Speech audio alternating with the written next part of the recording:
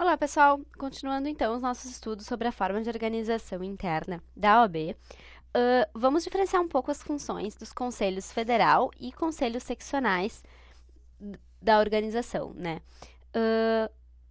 Então, o Conselho Federal, como a gente já viu na última aula, vai ser aquele conselho representativo de toda a unidade federativa do Brasil, e os conselhos seccionais vão ser aquela representação existente, então, em cada estado brasileiro, certo? Tentando, então, formar um quadro de comparação entre esses dois conselhos, a gente pode dizer, então, que os conselhos federais, eles vão ser formados vão ser formados, então, pelos conselheiros federais de cada estado, ou seja, o estado de São Paulo vai possuir uma delegação, cada delegação vai possuir, então, 3 conselheiros, e essa delegação, então, vai ser a representação do Conselho Seccional de São Paulo dentro do Conselho Federal, que é esse órgão máximo de representação da OAB, certo? Além desses conselheiros federais de cada estado, então, o Conselho Federal ele vai ser também formado pelos ex-presidentes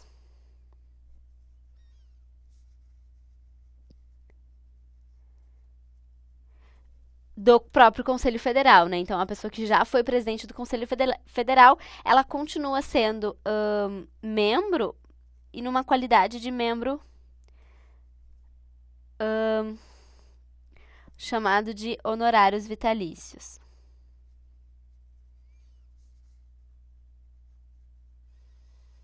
É um membro honorário, então. Só que esses ex-presidentes, então, embora eles participem do conselho, eles não vão ter direito a voto, apenas direito à voz. Vou botar aqui, então, apenas direito à voz. Isso já foi perguntado várias vezes pela OAB, então isso aqui é muito importante saber.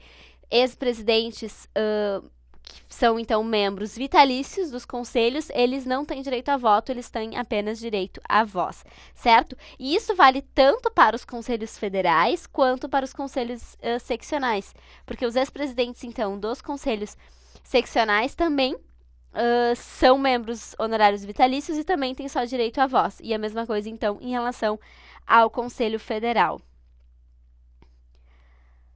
Quando presentes nas reuniões, então, apenas no caso de eles estarem presentes, os presidentes dos conselhos, então aqui a gente tem quase que uma brincadeira de inversão, né? Então, os presidentes dos conselhos seccionais presentes no Conselho Federal e os presidentes, conselheiros federais, presidente da Caixa de Assistência e presidente das subseções do Conselho Federal no Conselho Seccional, então aqui eles estão presentes nesses conselhos, né?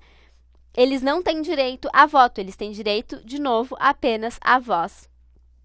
Vamos fazer assim para ficar mais claro. E eles, então, têm direito a estar presente nessa reunião, né? Nesse conselho, como a gente pode falar, mas então não vão poder votar. E além disso, em relação ao Conselho Federal, os presidentes dos conselhos seccionais presentes lá, eles então têm direito de se sentar junto à delegação, né, que representa a sua seccional. E também continuam, então, apenas com direito a voto, certo? Bom, a diretoria, então, ela é composta, né, de cada um desses conselhos. A diretoria do Conselho Federal, então, ela é composta pelo presidente, vice-presidente, secretário-geral adjunto e tesoureiro. Esses 5 membros, então, sempre, então, no número de 5, vão ser os responsáveis pela diretoria do Conselho Federal, certo?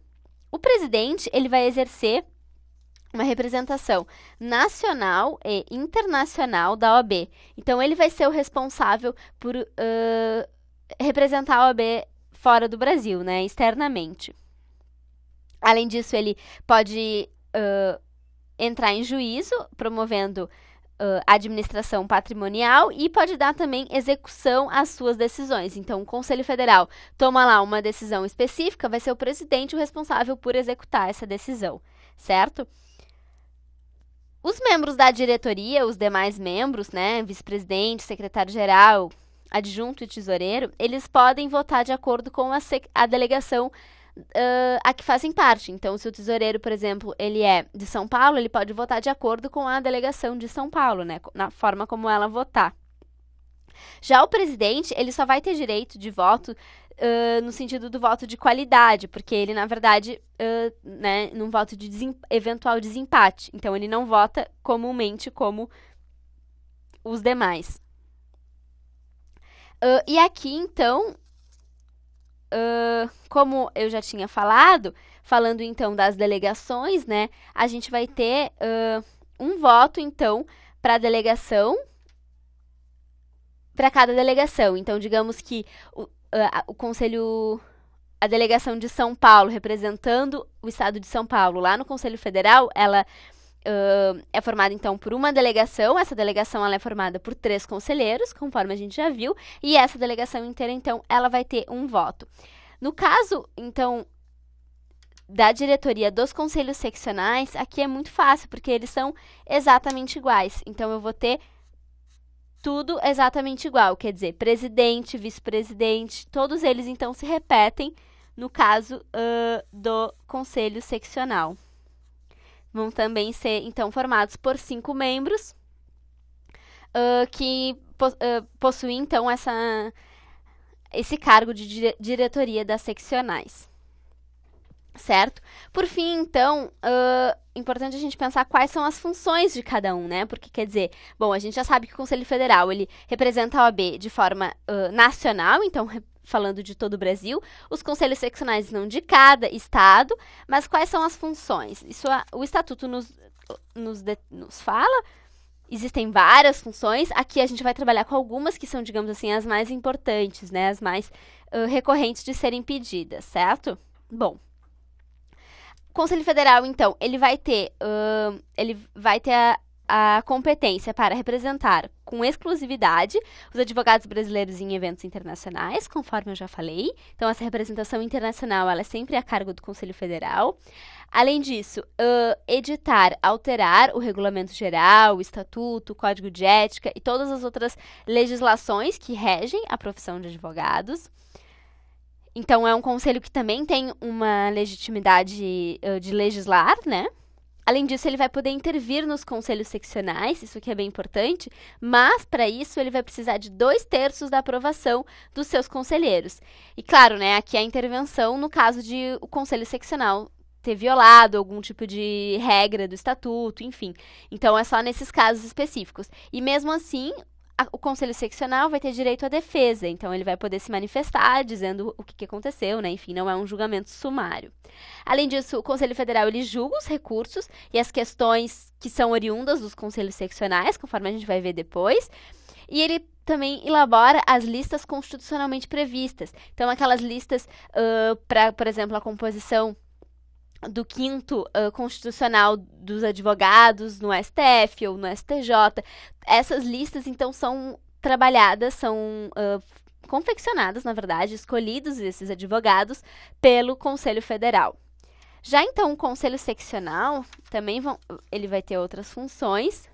Vamos ver, então, algumas delas. Ele vai ter a função de criação das subseções e da caixa de assistência, conforme a gente vai ver depois, o que são cada uma delas.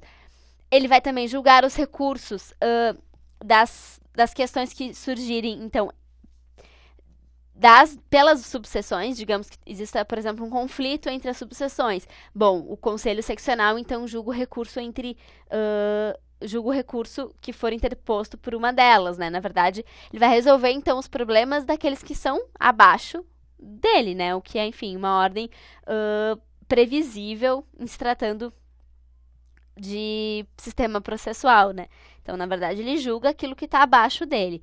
Além disso, ele vai fixar a tabela de honorários, aquela que a gente já falou, quão importante ela é, a seccional que determina. Então, por isso que existem tabelas de honorários diferentes para cada estado brasileiro. Além disso, ele vai também poder intervir nas subseções e na caixa de assistente de advogados, no mesmo sentido que o Conselho Federal atua e intervém no Conselho Seccional. Também precisando para isso, de 2/3 de aprovação, conforme a gente vai retomar depois, dos seus conselheiros para, então, decidir essa intervenção. Certo? Bom, em tratando-se de conselhos, então, era isso. A gente se vê na próxima aula. Valeu, pessoal!